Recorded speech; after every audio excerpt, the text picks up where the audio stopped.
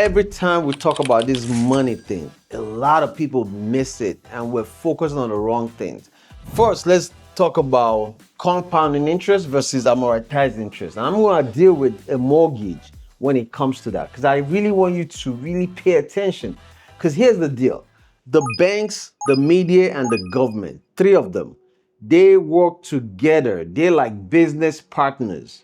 You understand what I mean? See, a lot of you miss the point that these are business partners. The government and the bank work together. What is their job? To keep you financially broke and mentally broke. When you don't have no money, you have no voice, folks. Understand this. When the government is saying to you, buy a house, you get tax incentives. And then they also say to you, get a mortgage, you're going to get a tax break, interest. Basically, what they're saying in reality is you need to make money for the banks. Let's talk about it. So you go out and you buy a $300,000 house, your dream house, but you go to the bank and you get a loan for $300,000. Now, when you look at it, you're at a 5%. I'm just being reasonable, right? 5% interest rate. That's $1,610 a month. That don't have anything to do with the insurance and taxes. This is just the principal and interest. So folks, listen, sometimes people will say, oh, Douglas, you're trying to discourage people from owning a house. Nah, that's not what I'm trying to do. I just want you to think before you purchase. Plan before you purchase. Nothing wrong with home ownership, but don't buy because you're thinking you're invested. So I'm going to break it down because I'm sick and tired of all the lies we've been told for 30 years, 40 years, 50 years. Because with all that said and done, so many people haven't built that home ownership wealth that we've been told. Now, I'm going to remind you of something. So many people in California lost all their money in real estate. The houses got burnt down. Their equity got burnt down to the ground. The media ain't talking about those people anymore. Now we've moved on to other nonsense because the media move on quickly and folks have lost their livelihood in California due to house fire. Just like folks lost a lot of money in New Orleans with a hurricane. But we forgot about those people, right? But yet you're still packing your money in a house. So let me prove something to you today. And follow me. It's going to be this is educational. You know, when you come into my room, we're educating you. You know, so you could start using your common sense because that's all you got. Because the government ain't going to do it for you. A lot of you are house rich, retirement poor. House rich, savings account poor. So let's talk about it. Come on, come with me. So check this out. This is a $300,000 property. You got a loan from the bank for $300,000. Let's check that. Now, you're going to finance it for 5% because you have a good credit or whatever the market is selling for. That's $1,610 every month. And it's going to stay the same. See the green? That's basically $19,326 every year. $19,000. Now, I know you might say, that's a lot of money. Or you might be like, yeah, that's my mortgage. I'm building equity. We want to address that in a minute. Now, the bank, the friends of the government, the business partner, they're going to make $14,899 in that first year. Now, listen, folks, understand this. I'm not upset with the bank. They loaned you money. So why are you upset with them? They gave you $300,000 so you could buy the house. They got to make a profit. And what does the bank want? They want to get their money right away. So because you could drop dead tomorrow and they're stuck with the $300,000. Banks make money off of interest. See, the key is once you know the rules, you could play. I'm not upset with them making their profit. Everybody got to make it. If you come and loan money from me, I'm going to charge you interest. Come on now. Here's the deal. Let's keep going. Now, you're going to pay that $19,326 every year, the same amount for 30 years. But here's what most people miss out on and they forget. Well, let me bring my pen real quick.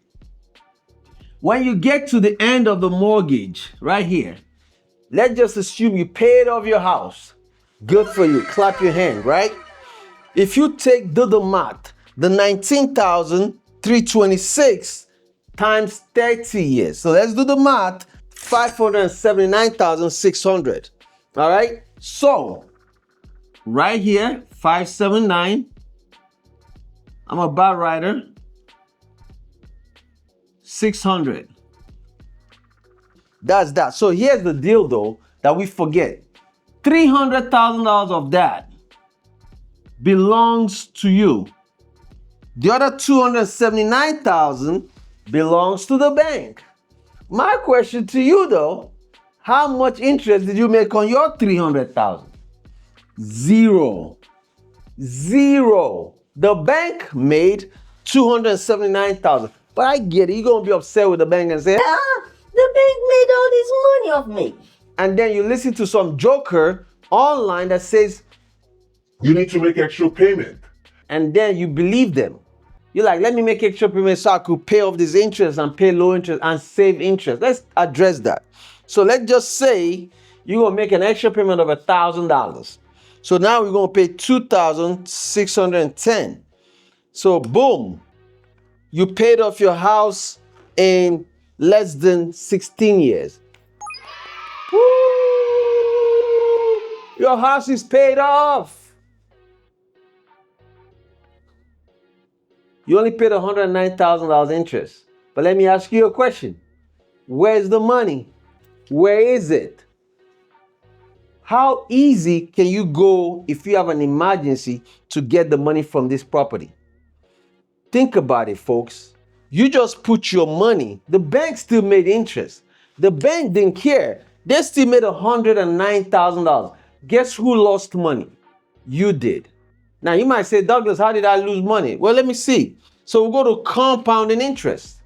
Compounding interest is when you are making money on your own. Basically, your money is compounding. So when you're compounding money, that means your money is making money every year. For example, if I took the same $1,000 that you just gave to the bank and I put it in a account, a compounding interest account. Now, what is a compound interest account? Maybe a high yield savings account at a bank. All right, a high yield savings account at a bank. Let me break down compound interest. Compounding interest is every dollar that you're getting that's guaranteed with no market fluctuation, no up and down. I know you hear people talk about put money in an IUL. It's called, listen, I get it, but we want guaranteed steady interest rate. This is not about insurance or any other stuff. I'm just saying you're getting guaranteed return every year. Money on top of money. I'm using a very small interest rate, 3%. Remember, your bank is charging you 5%. If I took 3%, $1,000 every month, earmarked for 30 years, you're gonna have $832,000 saved in your account. $832,000. Look at that. You gave up your $1,000 just because you thought you're saving money. My question to you, where is the money? If you're saving it, it should be in your pocket, right? Where is it? But you have zero, goose egg. I don't like that. So here's what else I want you to now pay attention to. See, when I buy property, my first property, guess what I did? I started paying the same amount that I was paying on the mortgage, and I started putting away at the same time. So I got a policy, an insurance policy. I know some of you might go over your head, but that's fine. If you took the same $300,000 divided over the time frame, right? So get a calculator, our friend. $300,000 divided by 360 months. Your payment every month is $833 a month. If I took $833 a month, not $1,000, $833 a month, And over the same 30-year period, I will have in equity in my high yield savings account $485,000. $485,000. And just pay the bank what they want. And remember, you're paying 1,610. 833 is what you should have been earning interest on. See, me putting this 833 in a high yield savings account of 3%, I made $185,000 in profit. How much did you make in your house? How much do you make in this mortgage? Zero. See, folks, sometimes it's so important who you're getting advice from in regards to your finances. The branding on home ownership is so huge that a lot of people purchase homes without really counting the cost, planning properly. Always ask yourself a question. What is the opportunity cost? A lot of you leave your rental property because you're renting a house or an apartment to go buy a house. All because you have this illusion that you're going to build equity. Now, let's talk about the equity. See, in this case here, what happens? The equity is everything above based on what your neighbors sold their house for. So if the neighborhood equity appreciate to 200,000, that means now you actually have 300,000 plus the 500,000 plus the 200,000. That's $500,000 in equity. 300,000 of that belongs to you. That's you that put that in there, not the bank. You put. You praying that your neighbor sold their house for a high price because your house is still going to be 300,000 30 years from now, what you paid. Your neighborhood, if he appreciate, and folks, you and I know, houses don't appreciate that fast. And so many of you will dump money in this house. And now, another thing people forget is in 30 years, to make the house attractive, that somebody will be interested in buying your house, you gotta paint it, you gotta do repairs, you gotta buy new appliances, you gotta buy a lot of things to bring the house from 30 years ago to 30 years forward. Because what you bought 30 years ago ain't gonna look the same 30 years in the future. You gotta have to do some repairs and then think about all the money you spent over that 30 years. The question, did you really make 200,000? Did you really? Because this one, you didn't make any money. The 300,000, that's your money you got back. So don't forget that part. You're hoping that you made equity of 200,000. This is the only benefit, the 200,000, if the house appreciate. And I'm being nice, saying 200,000. Folks, always count the cost. Again, I'm not telling you not to buy the house because I know you want to do it. You're going to do it anyway. Well, does Douglas know? You're going to do it anyway. You might say, Douglas, you have a house too. I know.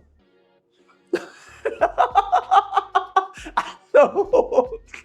You think I want to, listen, you want to buy my house? Come buy it.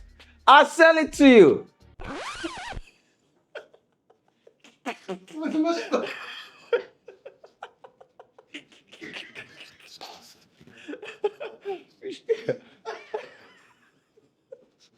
didn't want to do it.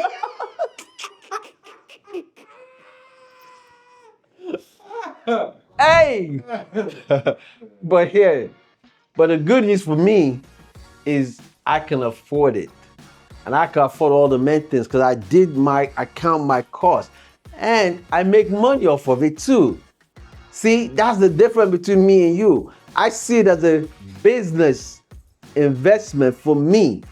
There's a reason, there's so many other reasons I can't tell you all about it, but I'm making money off of that property. But anyways, I need you to think different.